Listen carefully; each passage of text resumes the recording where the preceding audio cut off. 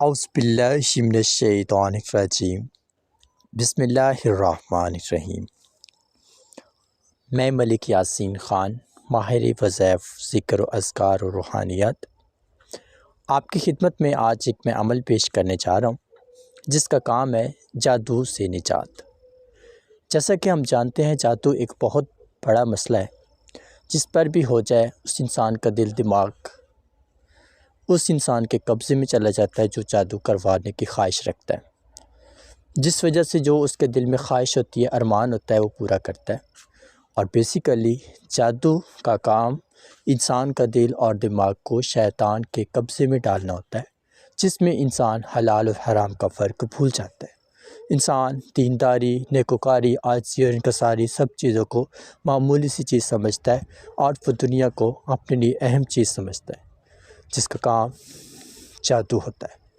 اب یہ بات آپ کو سمجھ آ چکی، اب اس کے لیے میں عمل پیش کروں گا اور تمام افراد اس عمل کو باقاعدہ غور سے سماعت کریں گے۔ عمل کو کرنے کے لیے تمام افراد 3 مرتبہ درود ابراہیمی پڑھیں گے اور پڑھنے کے بعد اپنے اپنے نام کومنٹ کریں گے۔ اس کے بعد سب افراد کو عمل دیا جائے گا اس سے نجات کے لیے۔ جزاک اللہ۔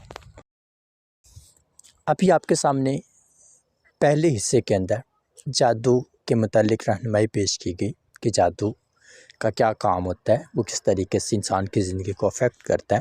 تو اب ہم بتائیں گے کہ جادو سے ہم نے نجات کیسے حاصل کرنی ہے۔ 2 چیزیں بتاؤں گا جن کو سمجھنا بہت ضروری ہے۔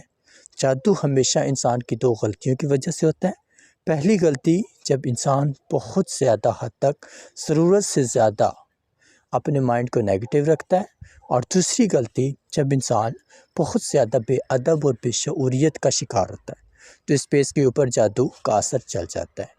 تو تمام افراد اس مسئلے کے حل کے لیے سب سے پہلے توبہ کا طریقہ ہے، جس میں آپ 2 رکعت نماز نفل توبہ ادا کریں گے اور 70 مرتبہ آپ استغفر اللہ ربی من کل ذنب و اتوب الیہ یہ کلام پڑھیں گے، اور پڑھنے کے بعد آپ دعا کریں گے۔ دعا کرنے کے بعد آپ نے یہ عمل کرنا ہے، ہر نماز کے بعد 41 مرتبہ سورۃ ناس پڑھنی ہے۔ سورہ ناس پڑھنے کے بعد دعا کرنی ہے، چاروں طرف دم کرنا ہے، اور پانی پر بھی دم کر کے وہ فوراً پانی پی سکتے ہیں۔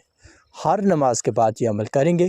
11 دن کا یہ عمل ہوگا۔ 11ویں دن صدقہ دیں گے کسی یتیم کو اور دعائے خیر کریں گے، جادو ختم ہو جائے گا۔ جزاک اللہ۔